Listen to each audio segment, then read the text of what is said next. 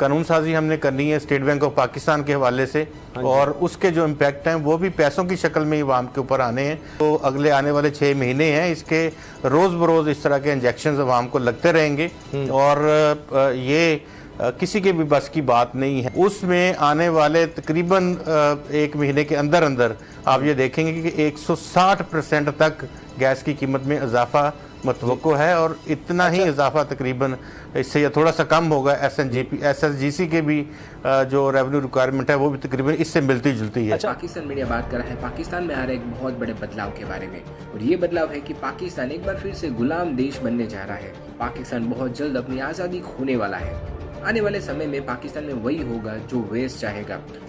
पाकिस्तान के सारे बड़े फैसले अब IMF लेगा। पाकिस्तान के साथ ये जो कुछ भी हो रहा है उसकी सबसे बड़ी वजह है पाकिस्तान की चीतड़े हाल इकोनॉमी। पाकिस्तान की इकोनॉमी पूरी तरह से बर्बाद हो चुकी है, और यही वजह है कि पाकिस्तान को सिर्फ $1 बिलियन के लिए IMF के पैर पकड़ने पड़ रहे हैं। पाकिस्तान को वो सब कुछ करना पड़ रहा है जो IMF उसको कह रहा है, और IMF भी पाकिस्तान की बैंड बजाने में कोई भी कसर नहीं छोड़ रहा है। IMF ने पाकिस्तान को कहा है कि उनको हर महीने पाकिस्तान में पेट्रोल में 4 रुपये बढ़ाने होंगे। दोस्तों, सिर्फ पेट्रोल की ही बात नहीं है, बिजली, गैस, पानी, सब कुछ पाकिस्तान में और भी कई गुना ज्यादा महंगा होने वाला है। कुल मिलाकर दोस्तों ये कहना बिल्कुल भी गलत नहीं होगा कि पाकिस्तान एक बार फिर से अंग्रेजों वाले युग में वापस जा रहा है। इसी बात को लेकर पाकिस्तान मीडिया में और भी क्या चर्चा हो रही है वो देखने के लिए शुरू करते हैं इस वीडियो का अगला भाग। जारी है, और ये कहा जा रहा है कि IMF का जो इजलास है 12 जनवरी का, उससे पहले ये काम मुकम्मल करने हैं। दिखाना है कि जी हम 6100 अरब रुपया टैक्स किस तरह से इकट्ठा करेंगे। अब टारगेट था 5829 अरब रुपए का, इसको बढ़ा दिया गया है 6100 अरब रुपया पाकिस्तान को इकट्ठा करना है। अगर पाकिस्तान की मईशत में आगे बढ़ना है, ज़्यादा पैसा तो हमारा फिर भी कर्ज़ों की अदायगी में चला जाना है। उसके लिए अब ये किया जा रहा है कि मिनी बजट लाया जा रहा है जिसमें पेट्रोलियम लेवी वो बढ़ाई जाएगी, और ये पहले ही मुशीर ख़जाना कह चुके हैं कि जी हम मरहलावार बढ़ाएंगे। 4 रुपये माहवार बढ़ाई जाएगी, और इसको 30 रुपये 1 लीटर पर लेकर जाना है।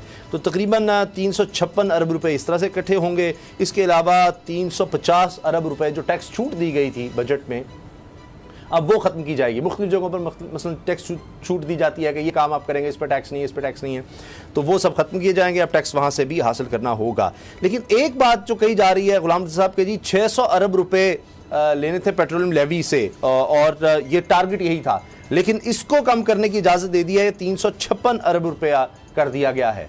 तो उसके बावजूद 30 रुपये होगा तो तब जाकर 356 अरब रुपये इकट्ठे होंगे। जी बिल्कुल, ये जो 356 अरब रुपए हैं, ये तकरीबन 400 अरब रुपए के करीब बनती है लेवी, और ये 30 रुपये तक ही अगर रेट लेके जाएंगे लेवी का तो तब भी ये उस नहज को पहुंचेंगे। अगर आप सारी चीज़ों को इकट्ठा कर लें, जिसमें टैक्स एग्जेम्पशंस भी हैं, सेल टैक्स को इक्वलाइज करना है, रेगुलर करना है, सारा का रेट एक करना है, और कुछ को जो है वो इस्तिस्ना जो दिए हैं वो ख़त्म करने हैं, तो मेरा जो सादा सी कैलकुलेशंस हैं उसमें 1000 अरब से लेके 1300 अरब रुपए तक जो है वो बोझ अवाम के ऊपर मुंतकिल होगा।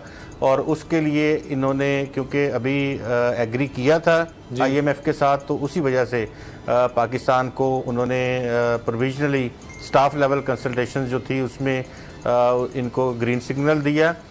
लेकिन क्योंकि मुआहदा जो है वो उसकी बोर्ड मंजूरी देगा, तो बोर्ड का इजलास 12 जनवरी को है, IMF के एग्जेक्टिव बोर्ड का इजलास है, और उसमें SDR फिर वो जारी करते हैं। तो उससे पहले हमें ये इकदाम करके उनको रिपोर्ट पेश करनी है। इसके साथ हमने 1-2 काम और भी जो है वो करके देने हैं उन्हें। अच्छा, कानून साजी हमने करनी है स्टेट बैंक ऑफ पाकिस्तान के हवाले से, और उसके जो इम्पैक्ट हैं वो भी पैसों की शक्ल में अवाम के ऊपर आने हैं। वो इस तरह से ये नहीं है कि वो कोई इंतज़ामी इकदाम हैं।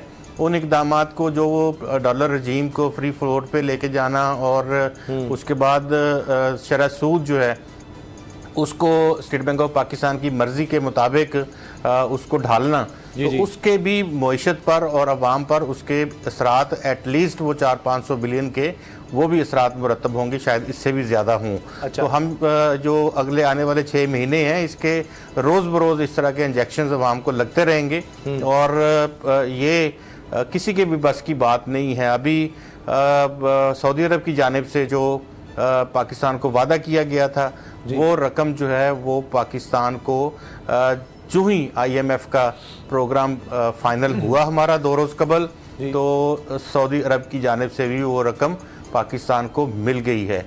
तो ये अब जो मौखर अदायगियों के ऊपर तेल था वो भी मिलना शुरू हो जाएगा, और साथ उसके जो पैसे बैंक में रखने थे स्टेट बैंक ऑफ पाकिस्तान के अंदर, वो पैसे भी ट्रांसफ़र हो गए हैं। तो ये 2 चीज़ें थोड़ा सा सहूलत फराहम कर रही हैं, लेकिन सहूलत इन द सेंस यही है कि हमारे जो तरसीलात ज़र हैं, जो हमारी जो पाकिस्तान के बैंक्स के पास जो सरमाया है, वो एक इंडिकेटर तो बेहतर वो कर सकता है, लेकिन उस पैसे को हम खर्च नहीं कर सकते। वो ये है कि वो आपने अपने जो ज़र मुबादला के ज़खायर हैं उसको आपने इस तरह से स्ट्रेंथन रखना है कि आपकी मईशत जो है वो डामाडोल ना हो।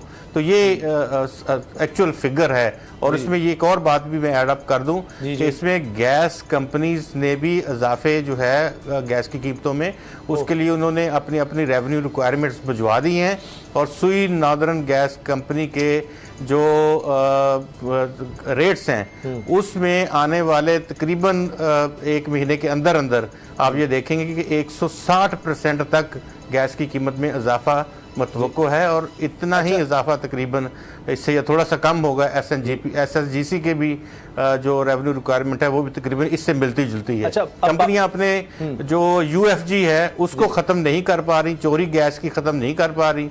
UFG थेफ्ट उनका उसी तरह से है, लेकिन अवाम के ऊपर बोझ हर 6 महीने के बाद लाद दिया जाता है। पेट्रोलियम लेवी जो है वो 4 पे हर महीने लगेगा, तो इसका मतलब कि हर महीने अब 4 पे पेट्रोल बढ़ा करेगा। सर ज़रूरी नहीं है, दुआ करें कि इंटरनेशनल मार्केट में पेट्रोल सस्ता हो जाए तो वो नीचे आएगा वहां से। सर लेकिन यहाँ से तो लेवी लगेगा ना, ये तो 4 पे लगाएंगे ना, चाहे वो कम हो या ज्यादा हो। मसला ये कि आम आदमी को तो उस तरह से रिलीफ नहीं मिलेगा जो रिलीफ मिलना चाहिए। अब आप कह रहे हैं कि जी, ये कह रहे हैं कि जी चीज़ों की कीमतों में कमी हो रही है। मसला ये है कि चीज़ों की कीमतों में किस तरह कमी हो सकती है।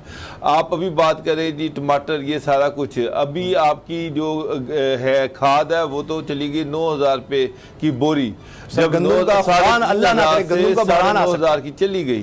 तो इसका मतलब ये कि किसान के पास तो इतने पैसे नहीं है कि वो इतनी महंगी खाद ले, उसकी फिर शॉर्टेज भी है, शदीद शॉर्टेज भी है। अब इस सारे सिनेरियो को आगे रखें तो मुझे, आप कह रहे हैं कि सस्ती, मुझे तो आने वाले दिनों में महंगाई मजीद बढ़ती नजर आ रही है।